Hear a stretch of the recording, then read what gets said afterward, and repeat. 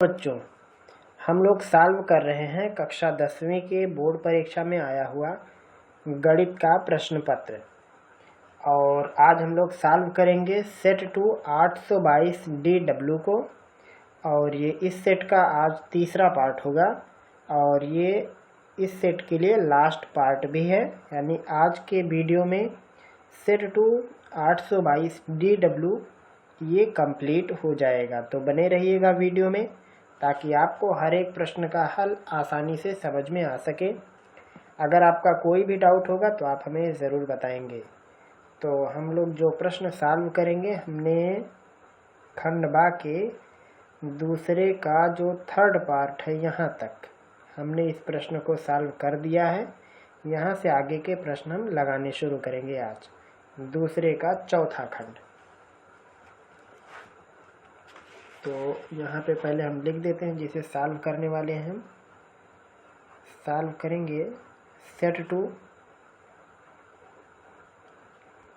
822 DW और ये इसका आज का तीसरा पार्ट है। और इस तीसरे पार्ट में जो शुरुआत हो रही है वो हो रही है खंड बा से और दूसरे के चौथे प्रश्न से, यानी दूसरे के तीसरे प्रश्न तक का सॉल्यूशन पीछे के वीडियो में हो चुका है। तो पहले हम लोग प्रश्न पढ़ लेते हैं। प्रश्न है, एक भिन्न का अंश उसके हर से 3 कम है। यदि अंश और हर दोनों में 2 जोड़ा जाए तो नई भिन्न और मूल भिन्न का योग 29/20 हो जाता है। मूल भिन्न ज्ञात कीजिए। तो यहाँ पे पहले क्या दिया है, भिन्न का अंश उसके हर से 3 कम है। तो चाहे तो इस सवाल को द्विचर राशि के रैखिक समीकरण में यानी x y में बदल के लगाओ या तो फिर एक ही चर राशि में लगाओ, ये आपकी इच्छा पर निर्भर करता है, आप चाहे जैसे करो। तो यहाँ हम इसको एक ही वेरिएबल में लगाने की कोशिश कर रहे हैं। जैसे इसमें का अंश हर से 3 कम है, यानी अंश छोटा है और हर बड़ा है, ये कन्फर्म देखो। भिन्न का अंश उसके हर से 3 कम है, यानी अंश कम है हर से। तो चाहे आप हर को मान लो या फिर अंश को मान लो, मर्जी आपकी। तो हम यहाँ पे मान लेते हैं हर को, या अंश ही मान लो। मान लेते हैं कि अंश है x, तो इसका हर कितना होगा। अब क्योंकि अंश हर से 3 कम है तो जो हर होगा वो 3 ज़्यादा होना चाहिए, ऐसा भी मान सकते हो। या आप अगर हर को x मानोगे तो अंश को x ऋण 3 मानोगे, इस हिसाब से। तो अब भिन्न क्या हो जाएगी, भिन्न हो जाएगी अंश ऊपर और हर नीचे, ये हो गया। फिर अब आगे कहा, यदि अंश और हर दोनों में 2 जोड़ दिया जाए तो नई भिन्न और मूल भिन्न का योगफल। तो अब यहाँ पे जो कंडीशन है उसको फॉलो करना पड़ेगा। लिखेंगे प्रश्न के अनुसार, यदि भिन्न के अंश और हर, तो भिन्न का अंश x था, इसमें भी 2 जोड़ देना है। और भिन्न का हर था x + 3, इसमें भी 2 जोड़ देना है। तो कहा 2 जोड़ दिया जाता है। तो अब जो नई भिन्न बन गई, मतलब जो ये वाली भिन्न आ गई, ये वाली भिन्न और जो पुरानी थी ये वाली, इन दोनों का योगफल 29/20 हो गया। भिन्न के अंश और हर में 2 जोड़ने के बाद नई भिन्न और मूल भिन्न दोनों का योगफल इतना है। तो मूल भिन्न बताओ, यानी आपको हर हाल में x की वैल्यू ही निकालनी है। तो अब इसे देखो हल करने का प्रोसेस। आप चाहे तो क्रॉस गुणा कर सकते हैं। तो सबसे पहले इसको तो सही रूप में लिखेंगे, x + 2 ऊपर और x + 5 ही हो गया नीचे, प्लस x/x + 3 इक्वल हो गया 29/20।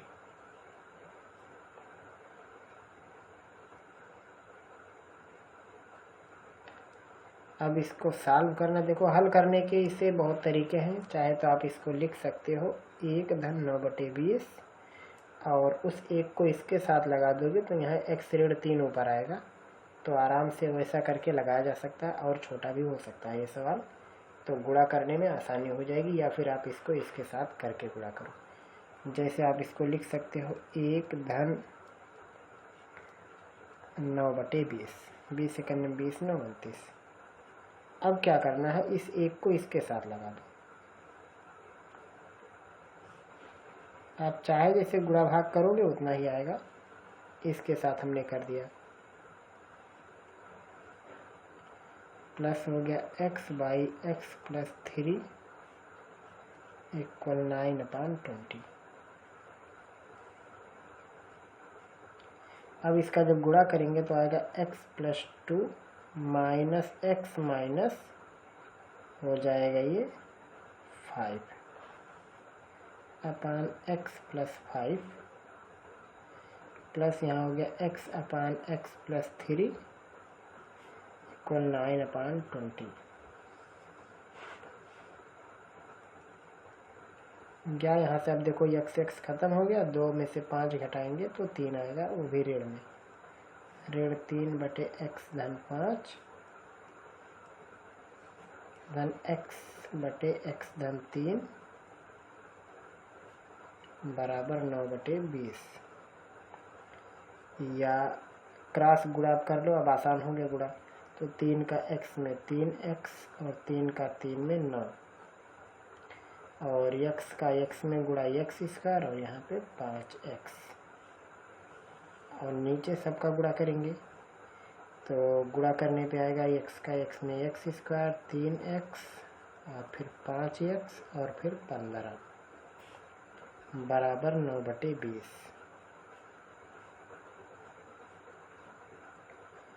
यहाँ पे आप देख सकते हो क्या क्या बन गया। ये हो गया x² और 5 में से 3 घट जाएगा तो आएगा 2x ऋण 9, और नीचे हो गया x², फिर यहाँ पे 8x धन 15 और बराबर हो गया 9/20। अब इसका तिरछा गुणा कर दो आपस में, 20x² और 40x ऋण 180 और 9x² 72x और 135 हो जाएगा जब 9 से इधर गुणा करेंगे तो।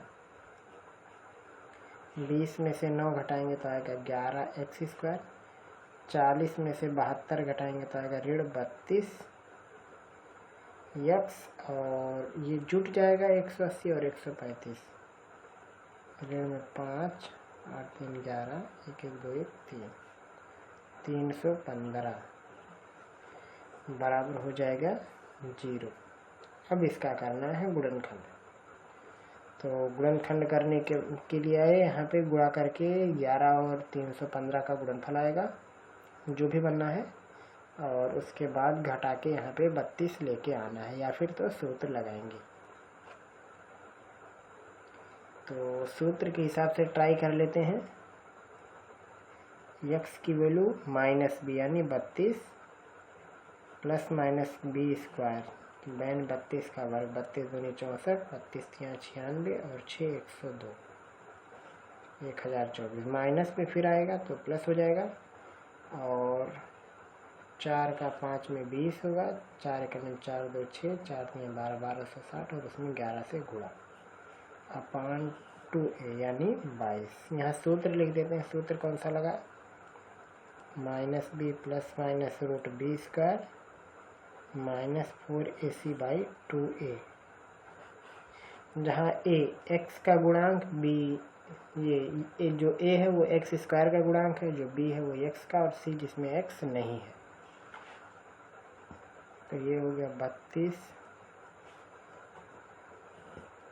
1024 और ये 0 6 11 का 2 में 22 और 6 28 11 1 11 2 13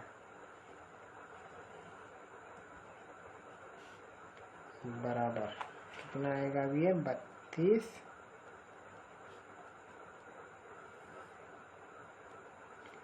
और ये हो गया 4 6 2 8 और फिर से 8 आएगा और 3 1 4 1 बटे में हो गया 22। अब निकालना है 14,884 का वर्गमूल।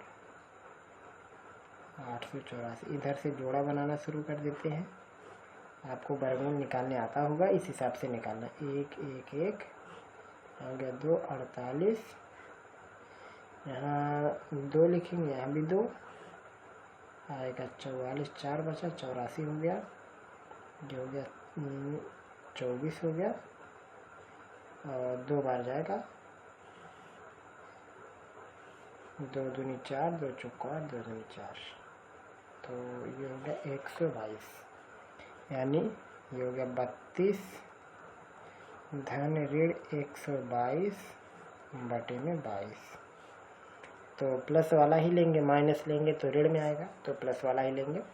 तो 100 ये हो गया 32 धन 122 बटे में 22 और बराबर हो जाएगा ये 2 2 4 3 2 5 1 154 बटे 22, यानी हो गया 7, यानी x की वैल्यू 7 आ गई।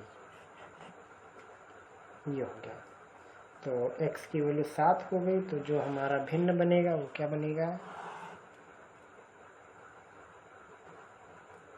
इसलिए जो भिन्न होगा वो x ऊपर रहेगा और 3 नीचे, यानी आएगा 7 बटे 10। अब इसको चेक भी कर लेते हैं सही है कि नहीं।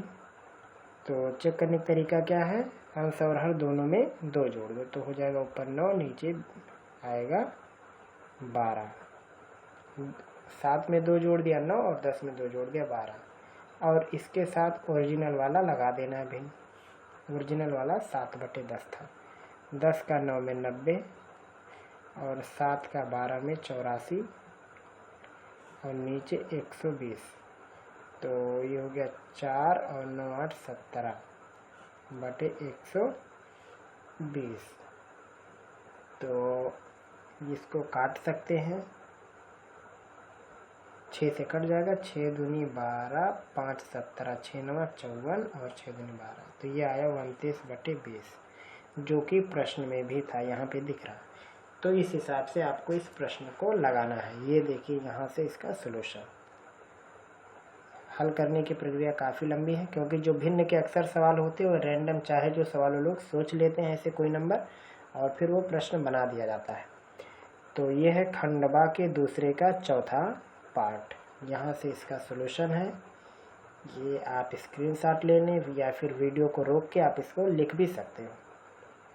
और ये एकदम से हमने पूरी प्रक्रिया दिखाई है, कैसे वर्गमूल निकाला है, कैसे क्या हुआ, सब कुछ यहाँ पे आपको मिल जाएगा। तो इस हिसाब से सॉल्व होता है खंडवा का दूसरे का चौथा पार्ट। अब हम देखेंगे अगला पार्ट इसका।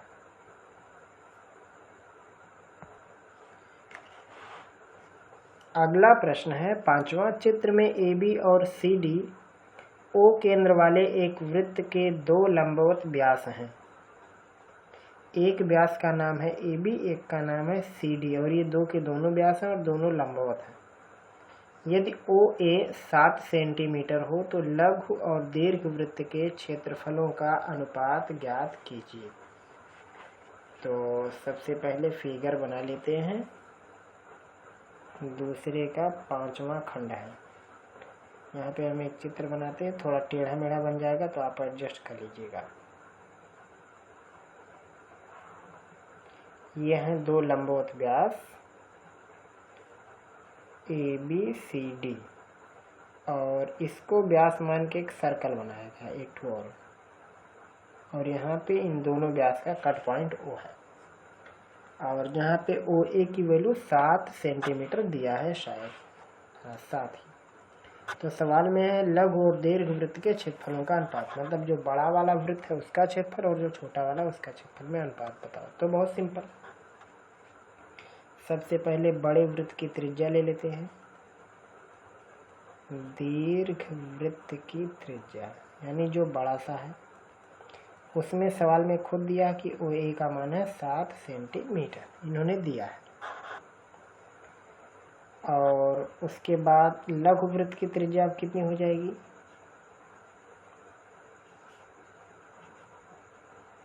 अगर लघु वृत्त की त्रिज्या की बात करें तो ये 7 है, तो यहीं पे छोटा वाला ये जो उसकी त्रिज्या है बड़े वाले की, ये छोटे वाले का व्यास है, तो इसकी त्रिज्या क्या होगी, उसकी आधी यानी 7/2 सेंटीमीटर। ये हो गया। अब जो सवाल में पूछा था उसे लगा देते हैं। सबसे पहले बात लघु की कहा है, तो लिखेंगे लघु वृत्त का क्षेत्रफल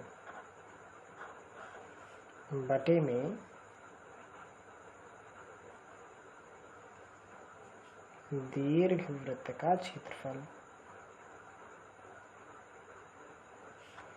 लघु वृत्त का क्षेत्रफल, अब चाहे जो वृत्त हो उसका क्षेत्रफल पाई आर स्क्वायर होता है, तो पाई और छोटे वाले की त्रिज्या 7/2 इसका वर्ग, और फिर नीचे पाई बड़े वाले की त्रिज्या 7 इसका वर्ग। पाई से पाई कट गया, इसको लिख सकते हैं 7 का वर्ग बटे 2 का वर्ग, और नीचे 7 का वर्ग। ये 22 में स्क्वायर, 7 से 7 का वर्ग कट जाएगा दोनों, तो आएगा 1/2 का स्क्वायर, यानी आएगा 1/4। यानी बड़ा वाला जो है उसका क्षेत्रफल छोटे वाले का 4 गुना है बस। यानी यहाँ पे जो अनुपात बना वो बन गया 1:4 का। लघु वृत्त का क्षेत्रफल और दीर्घ वृत्त के क्षेत्रफल में 1 और 4 का अनुपात है। तो ये है क्वेश्चन नंबर 2 का 5th पार्ट।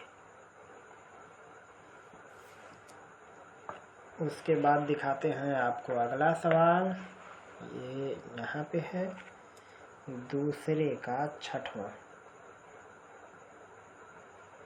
जबकि इसमें सवाल में कहा है कोई 5 खंडे कीजिए। देखिए 6वां प्रश्न हो रहा है, परीक्षा में आपको केवल 5 ही करने हैं। तो प्रश्न दिया हुआ निम्नलिखित बारंबारता बंटन का माध्य ज्ञात करो। तो सबसे पहले हम यहाँ पे चार्ट बनाने की कोशिश करते हैं। एक में दिया है वर्ग अंतराल,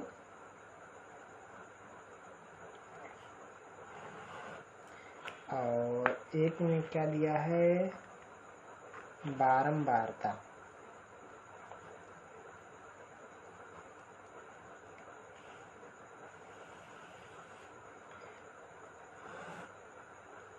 वर्ग अंतराल की शुरुआत कहाँ से की है, 20 से 60, 60 से 100 और 450 तक गया है। 20 से 60, 40 का गैप है, 60 से 100, 100 से 140, नहीं ऐसा नहीं बना इसमें, सॉरी। 20 से 60, 60 से 100, 100 से 150 किया है, 100 से 150, 150 से 250, और 250 से 350,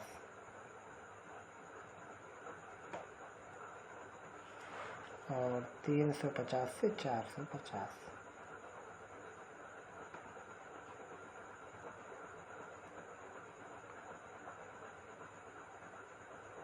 दे दिया 20 से 60, 60 से 100, 100 से 150, और उसके बाद 250, 250 से 3.5, 3.5 से 4.5, यहाँ तक दिया है। और बारंबारता 7, 5, 16, 12, 2 और 3। तो अब यहाँ पे निकालना है, माध्य निकालना है, यानी समांतर माध्य। कैसे निकालेंगे, ये है बारंबारता, उसको F लिखते हैं। तो सबसे पहला काम हमें लिखना होता है वर्ग चिन्ह। वर्ग चिन्ह कैसे आता है, वर्ग अंतराल को यहाँ पे जो दिया है उसके लोअर और जो हायर होती है उसको जोड़ के आधा कर देते हैं, तो वर्ग चिन्ह बन जाता है। तो उसकी जरूरत ज़्यादा पड़ेगी। तो 20, 60, 80 का आधा 40 होगा, 60 और 100 का आधा 160, ये आएगा 80, और ये हो जाएगा 250, 250 का आधा हो जाएगा 125, और फिर ये 150 और 250, ये हो गया 400, 400 का आधा हो गया 200, और फिर 3.5 वाला ये हो गया 600, 600 का आधा हो गया 400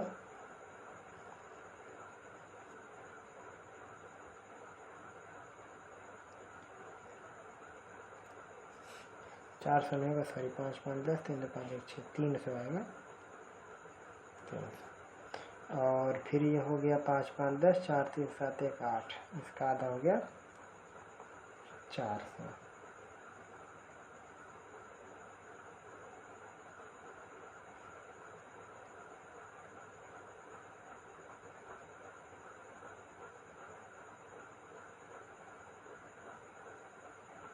तो इस हिसाब से इनके वर्ग चिन्ह हो गए। 60 और 20 80 का आधा 40, 60 और 100 160 का आधा 80, और 100 150, इसका 125। फिर यहाँ पे अब आप अंतराल पर ध्यान दो, यहाँ अंतराल है 40 का, यहाँ 40 का, यहाँ 50 का है। उसके बाद सब में 100 का अंतराल है। तो इस हिसाब से बनाया गया है अंतराल, जो इसका डिजाइन किया गया है। तो हमें इससे कोई लेना देना नहीं है अंतराल से। अंतराल चाहे जो हो, बस ये ध्यान देना जहाँ ये एक हायर लिमिट ख़त्म हो रही है वही दूसरे की लोअर होनी चाहिए। अगर नहीं है तो सबसे पहले इसका मेंटेन करना पड़ता है। और अगर आपको इसकी कंप्लीट जानकारी लेनी है तो आप एक बार हमारा सांख्यिकी का प्लेलिस्ट ज़रूर चेक करें, वहाँ से आपको हर एक बात समझ में आ जाएगा। तो एक वर्ग चिन्ह जिसे हम यक्ष से लिखते हैं। अगले काम में आपको क्या करना है, चाहे तो आप इफेक्ट्स पर सवाल लगा लो, या फिर क्या करो, इसमें ये जो वर्ग चिन्ह है इसमें आप कोई भी एक रैंडम नंबर ले लो जो आपकी इच्छा हो, जैसे 200 125 300, जो ठीक बीच में पड़ता हो या बीच के थोड़ा अगल बगल पड़ता हो। उसके बाद आपको यहाँ पे क्या करना रहता है, उसे कल्पित माध्य विधि से कहते हैं लगाने का तरीका। तो यहाँ पे आपको डी लगाना हो या फिर यू लगाना हो, जैसे यहाँ पे डी मान लिया x माइनस है, जैसे हम कह देते हैं 200 को a कह देते हैं, तो 40 में से 200 घटाएंगे तो 160, 40 में से 80 घटा देना है, उसके बाद सॉरी यहाँ पे 200 माइनस 40, 200 माइनस 80, 200 माइनस 125, ऐसा कर देना है। लेकिन ये सब प्रक्रिया काफ़ी बड़ा हो जाता है परीक्षा में। हालांकि आसान है कल्पित माध्य विधि, लेकिन अगर प्लस माइनस जैसा अगर छोटा मोटा गलती भी कर देते हैं तो सवाल उलझ जाएगा। तो इसलिए हम क्या करेंगे, सीधे यहाँ पे एफएक्स टाइप सवाल लगा लेंगे। जब तक सवाल में लिखा ना हो कि कल्पित माध्य से या पग विचलन विधि से सवाल लगाओ, तब तक आप ऐसे बारंबारता और वर्ग अंतराल का जो एवरेज वैल्यू आता है उसके मतलब वैल्यू से गुणा करके एफएक्स बना दो। तो यहाँ पे 7 का 4 में गुणा कर दिया, हो गया 280, 5 का 8 में गुणा कर दिया 400, 16 का 5 में गुणा करना, 16 पंचे 80, 16 दूनी 32, 8 40, 16 एक 16 और 4 20, 2000 हो गया। 12 का 2 में गुणा कर दिया, हो गया 2400, 2 का 3 में गुणा कर दिया 600, और 3 का 4 में गुणा कर दिया, हो गया 1200। अब हमें टोटल वैल्यू चाहिए, तो जिसे हम कहते हैं सिग्मा एफ एक्स, और एक वैल्यू चाहिए सिग्मा ये एफ। ये काफ़ी पलट गया, सिग्मा एफ यानी बारंबारता का फल आप जोड़ सकते हो। 7 5 12, 12 6 18, 18 2 20, 20 2 22, 22 और 3 25, 1 1 2 2 4 45 आया। एक बार फिर से जोड़ लेंगे, 16 12 28, और 5 ये 33, 33 और 5 38, 38 7 45, सही है। अब यहाँ पे चाहिए एफ एक्स, इसको जोड़ना है। तो आप इधर देखो, इकाई में सबके है 0, फिर उसके बाद दहाई अंक, यहाँ 8 है, बाकी कहीं कुछ नहीं है, 8 लिख देते हैं। उसके बाद फिर 2 और 4 6, 6 4 10, 10 6 16, 16 2 18, 1 बचा हासिल, 2 2 4 1 5 1 6, 6880। एक बार फिर से जोड़ लो, 8 2 6 8 4 12 4, 16 2 18, 8 और 2 2 4 और 1 5 और 1 6, 6880। अब जो माध्य हो गया, माध्य का सूत्र होता है सिग्मा एफ एक्स अपान sigma F. Sigma F x की वैल्यू है 6880 बटे में 45। सबसे पहले डिवाइड करते हैं 5 से, 9 बार जाएगा, 5 करने 5 18 हो जाएगा, 5 3 15 3 38, 5 7 35, 3 5 30, 5 30, 5 7 35 3 38, 5 15 3 18, 5 करने 5 1 6, ये हो गया। और अब देखते हैं ये 9 से कटेगा या नहीं। जैसे 9 करने में 9 4 13 यहाँ पे हो गया, और 9 5 45 2 47 नहीं कटेगा, यानी दशमलव में कुछ अंक जाएगा ये।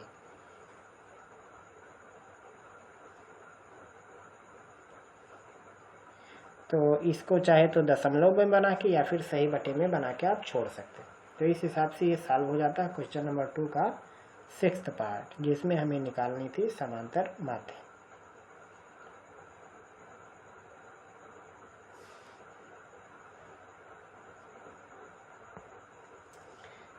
अब उसके बाद आता है क्वेश्चन नंबर 3। ये 6 नंबर का है, यानी काफ़ी बड़ा प्रश्न है। प्रश्न है, एक त्रिभुज का एक कोण दूसरे त्रिभुज के एक कोण के बराबर हो तो इन कोणों के अंतर्गत करने वाली भुजाएं समानुपाती हो। तो सिद्ध करो कि दोनों त्रिभुज समरूप होंगे। तो इसे हम नहीं लगाएंगे, ये सवाल आप खुद लगा लो। त्रिभुज की समरूपता पर आधारित प्रश्न है, आसानी से आप इसको लगा सकते हो।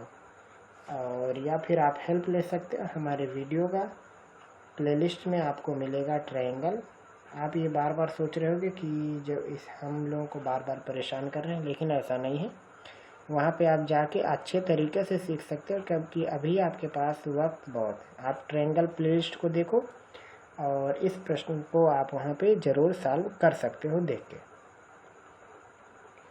और ये वाला प्रश्न जो नीचे है ये भी आपको उसी ट्रायंगल वाले प्लेलिस्ट में मिल जाएगा, तो आप चाहे तो इसको भी वहाँ से सॉल्व कर सकते हो। तो ये सवाल हम आपके लिए पेंडिंग डाल देते हैं, क्वेश्चन नंबर 3। आप इसको ज़रूर सॉल्व करेंगे, नहीं सॉल्व होगा तो आप हमें बताएंगे, हम इन्हें ज़रूर हल कर देंगे।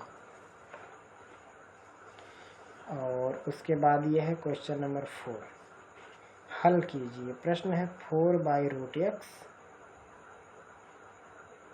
प्लस है 3/√y इक्वल 3, यह क्वेश्चन नंबर 1। और 8/√x माइनस 9/√y इक्वल है 1। इन दो इक्वेशन को लगाना है हल करके। तो यहाँ पे आप देखो, यहाँ पे विलोपन विधि से लगाओ या प्रतिस्थापन से, या 1/√x को a भी मान लो, 1/√y को b मान लो, जैसा भी आपकी इच्छा। तो यहाँ हम इनको विलोपन टाइप लगाएंगे। जैसे हमें x का अगर विलोपन करना तो यहाँ 8 है, वो उधर 4 है, तो उसमें 2 से गुणा कर दो। y का करना है तो यहाँ 9 है, यहाँ 3 है, तो उसमें 3 से गुणा कर दो। जिसका भी विलोपन करना है तो हम यहाँ x के हिसाब से लगाएंगे। तो लिख रहे हैं समीकरण 1 में 2 से गुणा करने पर तो हो जाएगा ये 8/करड़ी में x,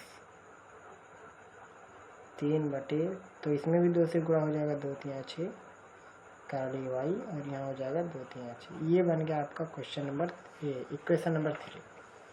और यहाँ नीचे 8/√x माइनस 9/√y इक्वल 1, ये था आपका दूसरा पहले से ही।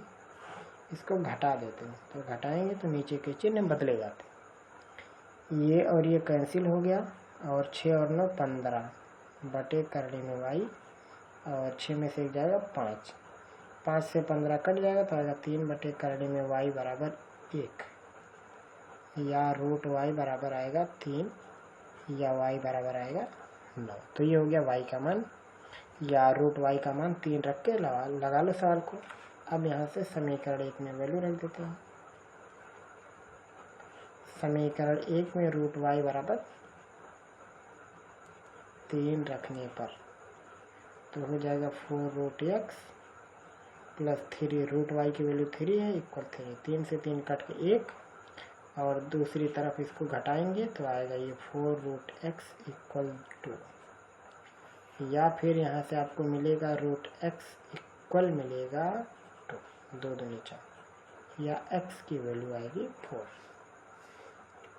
तो ये हो गया इस प्रश्न का सॉल्यूशन, x की वैल्यू 4 और y की वैल्यू 9।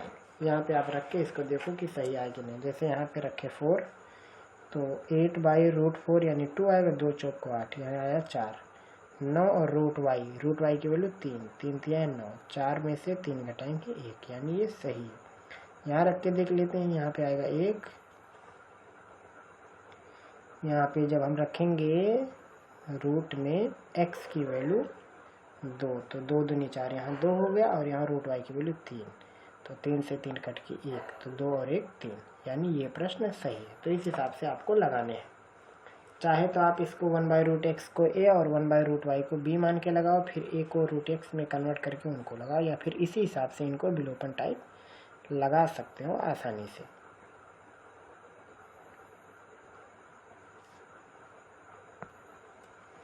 अगला प्रश्न है क्वेश्चन नंबर 4 का अथवा वाला पार्ट।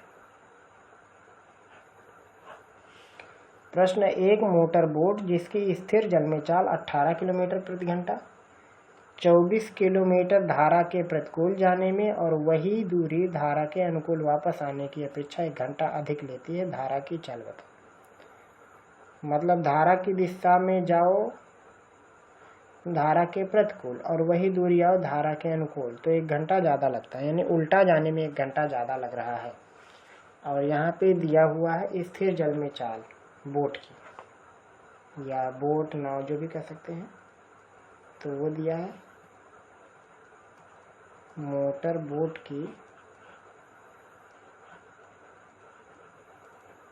स्थिर जल में चाल 18 किलोमीटर पर आवर, ये दिया हुआ है। और धारा की चाल मान लेते हैं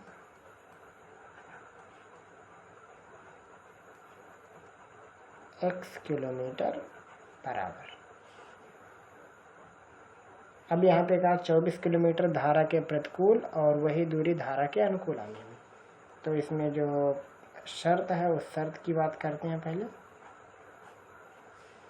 जो समय होता है वो दूरी और चाल का अनुपात होता है, तो 24 किलोमीटर गए हैं धारा के प्रतिकूल, तो रफ्तार क्या रहेगी, बोट की चाल में से धारा की चाल घटाई जाएगी, तो उल्टा स्पीड आएगा।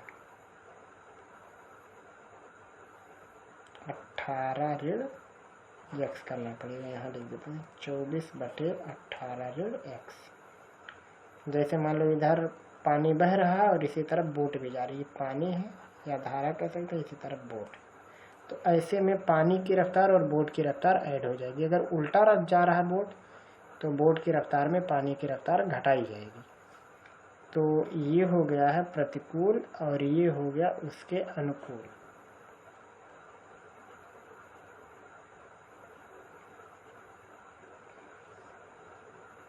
तो सवाल में क्या कहा है, प्रतिकूल जाने में अनुकूल जाने की अपेक्षा 1 घंटा अधिक लगता है। तो यहाँ पे हम बराबर का निशान लगा देते हैं ताकि क्वेश्चन अच्छा बन सके। यह प्रतिकूल जाने का टाइम दूरी बटे चाल और यह अनुकूल जाने का टाइम दूरी बटे चाल। प्रतिकूल वाला समय अनुकूल से 1 घंटा अधिक, यही कहा, प्रतिकूल की टाइम अनुकूल से 1 घंटा ज़्यादा। इन्हें हल कर दो, जो आएंगे उत्तर आएंगे। तो इसको इस तरफ पहले लेके आते हैं, तो हो जाएगा 24/18 ऋण x ऋण 24/18 धन x बराबर 1। गुणा कराएंगे या 24 से भाग कर दो, तो इधर हो जाएगा 18 धन x और ये इधर हो जाएगा ऋण 18 ऋण x, और नीचे 18 का वर्ग माइनस x का वर्ग, 18 का वर्ग 324 और x का वर्ग x, इधर हो गया 1/24, 24 से डिवाइड करने पर x और x खत्म हो जाएगा, खत्म नहीं जुड़ जाएगा, ये x और ये माइनस माइनस प्लस, तो ये हो जाएगा 2x, 18 खत्म हो जाएगा, नीचे 324 माइनस x स्क्वायर बराबर 1/24, ये हो गया 24 दूनी 48x बराबर 324 ऋण x स्क्वायर या x स्क्वायर ऋण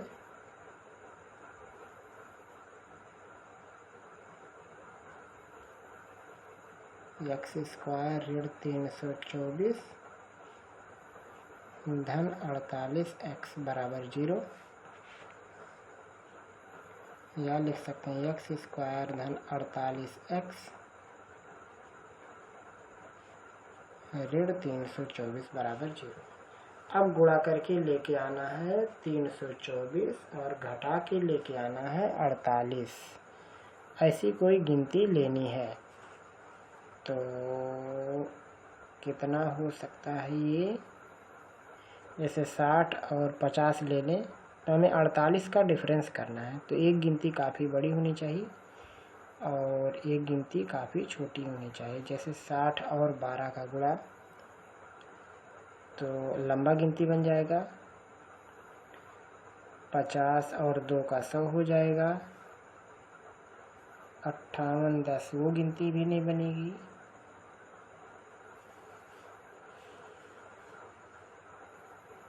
एक गिनती अगर 56 ले लें और एक 8 ले लें तो भी नहीं बनेगा। 54 और 6 ले लें तो हाँ, इससे हो सकता है 54 गुणे 6, तो 6 चौक को 24, 6 पंचे 30, 2 32 और 54 में से 6 घटाएंगे 48। तो इस हिसाब से आपको नंबर लेने हैं या फिर आप सूत्र लगा के लगा भी सकते हो। तो ये हो जाएगा x स्क्वायर धन 54x ऋण 6x ऋण 324 बराबर 0। या यहाँ से हल करोगे तो आपको मिलेगा x की वैल्यू ऋण 54 और या फिर x की वैल्यू 6 आएगी। दोनों में से कोई एक हो सकता है, लेकिन नेगेटिव वैल्यू नहीं लेंगे तो पॉजिटिव वैल्यू मिलेगी किलोमीटर पर आवर।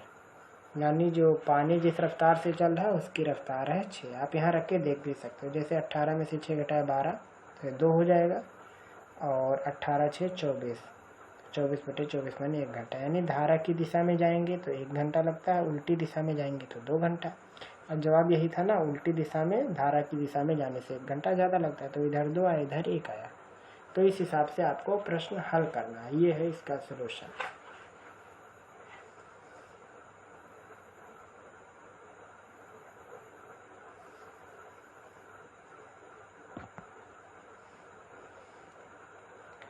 पांचवा प्रश्न देखिए, धातु की एक चादर से बना और ऊपर से खुला एक बर्तन शंकु के एक छिन्नक के आकार का है, जिसकी ऊंचाई 24 सेंटीमीटर है और निचले और ऊपरी सिरों की त्रिज्याएं 8 और 20 हैं। तो सबसे पहले हम छिन्नक की संरचना बना देते हैं। छिन्नक कैसा होता है, जैसे बाल्टी होती है वैसे ही बिल्कुल, या फिर गिलास समझ लो बस। तो इसमें एक की त्रिज्या 20 दिया हुआ है और एक की त्रिज्या 8 दिया हुआ है।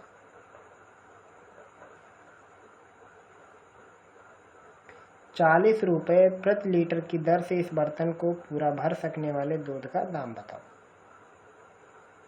और इसकी ऊंचाई 24 दी हुई, यहाँ से लेके यहाँ तक। तो इसमें जो दूध भरेंगे वो आयतन में भरेंगे, तो हर हाल में आपको निकालना है आयतन, बस और कुछ नहीं।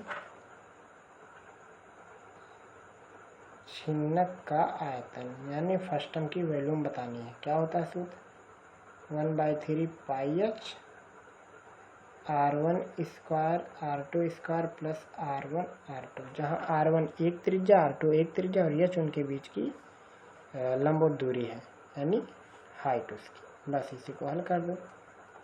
1/3 पाई का मान यहाँ पे सवाल में दिया 3.14 रखना, तो अभी इसको छोड़ के रखे रहते हैं।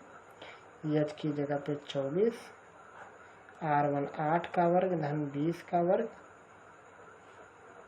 धन 8 गुणे 20 बराबर बनेगा 3 का 24 में डिवाइड करेंगे तो आएगा 8 पाई। 8 का 64, 20 का 400 और 20 8 160। 8 पाई और ये आएगा 4, 6 4 10, 4 1 5 1 6, 604 आया। वैसे भी जोड़ लेते हैं। 400 में एक जोड़ेंगे 500, 560 और 560 में इसको जोड़ना, ये कुछ गड़बड़ हो गया, गुणाभाग 4 6 6 12 यहाँ रहेगा और 4 1 5 1 6 सही।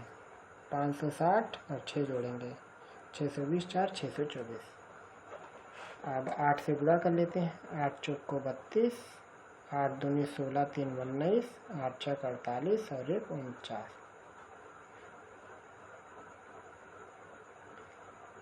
घन सेंटीमीटर। अब इसमें आपको क्या करना है, गुणा कराना है 3.14 से, तो ये हो जाएगा उतना घन सेंटीमीटर। लेकिन अब जो सवाल है वो सारा सवाल लीटर में है। अब ये कैसे बनेगा, तो इसको लीटर बनाने के लिए आपके पास मात्रक या सूत्र कौन कौन से, वो हम यहाँ लिख देते हैं। अब आगे सवाल लगाना आपकी जिम्मेदारी बनेगी। सवाल क्या होता है, सवाल का जो मेन मात्रक है वो यही है, 1 घन मीटर बराबर होता है 1000 लीटर, 1 घन मीटर में। अब 1 घन मीटर कहने का मतलब क्या है, 1 घन में, पहले तो 1 मीटर की बात करते हैं। 1 घन मीटर का मतलब होता है 100 सेंटीमीटर का क्यूब। जैसे 1 मीटर में 100 सेंटीमीटर, उसका घन कर देना है, तो ये बराबर है 1000 लीटर की। तो ये हो गया 100, यानी कुल कितना जीरो लगेगा, 6, 3, 4, 5, 6 घन सेंटीमीटर, ये बराबर हो गया 1000 लीटर की। 3 0 कट जाएगा, यानी आएगा 1000 घन सेंटीमीटर बराबर 1 लीटर, यानी 1 लीटर में 1000 घन सेंटीमीटर होगा। तो यहाँ से 1 घन सेंटीमीटर बराबर होगा 1/1000 लीटर के। तो इसको अब लीटर में जब बनाएंगे तो आएगा 4992 गुणे 3.14 गुणे 1/1000। अभी हो गया इतना लीटर, यानी छिन्नक में इतना लीटर आएगा दूध। तो अब इसी में गुणा किससे करा देना है, 40 रुपये से, तो जो आएगा उसका उत्तर बन जाएगा।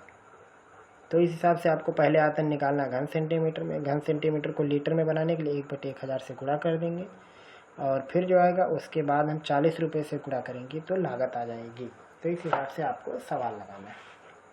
उसके बाद इसका ऑप्शनल प्रश्न, उस पर निगाह दौड़ाते हैं। क्या है वो प्रश्न है, 3 मीटर व्यास का एक कुआं 14 मीटर की गहराई तक खोदा जाता है। इससे निकली हुई मिट्टी को कुएं के चारों ओर 4 मीटर चौड़ी एक वृत्ताकार वलय बनाते समान रूप से फैलाकर एक प्रकार का बांध बनाया जाता है। इस बांध की ऊंचाई कितनी होगी, यही सवाल में पूछा है। तो सबसे पहले जो कुआं से जो मिट्टी बाहर निकाल रहे हैं, पहले तो उसका आयतन निकालते हैं। यहाँ पे कुआं का व्यास कितना है उस पर ध्यान दो। 3 मीटर दिया है, यानी त्रिज्या ये पहले लिख देते 3 मीटर, तो जो इसकी त्रिज्या r बनेगी वो बनेगी 3/2 मीटर। अब यहाँ पे इसकी गहराई कितनी दी है कुएं की, h वो दिया है 14 मीटर। आयतन कितना हो जाएगा, कुएं का आयतन या मिट्टी का आयतन सूत्र होता πr²h, तो हो गया पाई, r की वैल्यू 3/2 का वर्ग इंटू h माने 14। तो यहाँ से 3 का वर्ग 9, 2 का वर्ग 4 हो जाएगा, यानी पाई गुणे 9/4 गुणे 14 मीटर क्यूब। ये हो गया इतना घन मीटर। अब सवाल में है कि इसको क्या करना है, कुएं के ही चारों तरफ 4 मीटर चौड़ाई का एक वृत्ताकार वलय बना रहे हैं। हम यहाँ थोड़ा फिगर बना के आप समझा दें।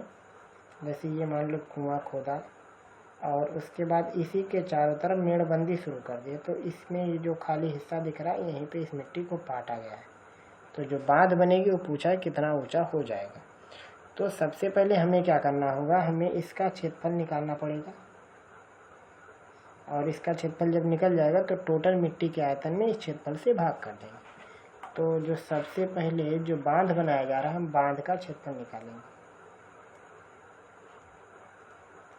बांध का क्षेत्रफल कैसे निकलेगा इस बांध का, तो बड़ी वृत्त की त्रिज्या में से छोटे वृत्त की त्रिज्या घटा देंगे, तो हो जाएगा बड़ा वृत्त की त्रिज्या के लिए क्या लिखेंगे, πr²।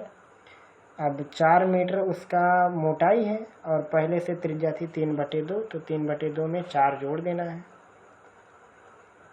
तो ये हो गई बड़े वाले की त्रिज्या माइनस अब छोटा वाला कितना है, पाई गुणे 3/2 इसका वर्ग। तो 2 चौको 8 3 11, तो हो जाएगा पाई 11 का वर्ग 121 बटे 4 ऋण पाई 9/4। 121 में से 9 घटा देंगे तो आएगा 112 पाई और 112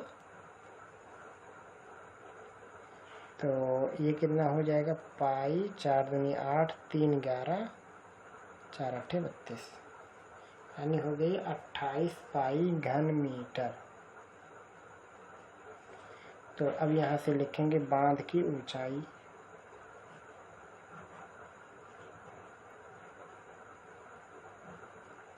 बांध की ऊंचाई कितनी हो जाएगी? जो कुएं का आयतन है, कुआं का आयतन बटे में बांध का क्षेत्रफल। कुआं का आयतन कितना है? पाई गुणे 9/4 गुणे 14, और बांध का क्षेत्रफल पाई गुणे 28। पाई से पाई कट गया तो हो गया 9/4 गुणे 14/28। 14 दूनी 28, यहाँ 2 आएगा तो हो गया 9/4 दूनी 8। डिवाइड कर देंगे तो 8 करने में 8 1 बचेगा, फिर उसमें दशमलव लगाएंगे तो 10 हो जाएगा। 8 करने में 8, फिर 2 बचेगा, 8 दूनी 16, 8 पंचे 40, 8 पंचे 40, 8 दूनी 16 4 20, 8 करने में 8 2 10, करने में 8 1 9, ये हो जाएगा इतना मीटर, 1.125 मीटर। या फिर लिख सकते हो यहाँ पे इसको सेंटीमीटर में अगर बदलना है तो 1 मीटर और ये 12 सेंटीमीटर है, 12 सेंटीमीटर है।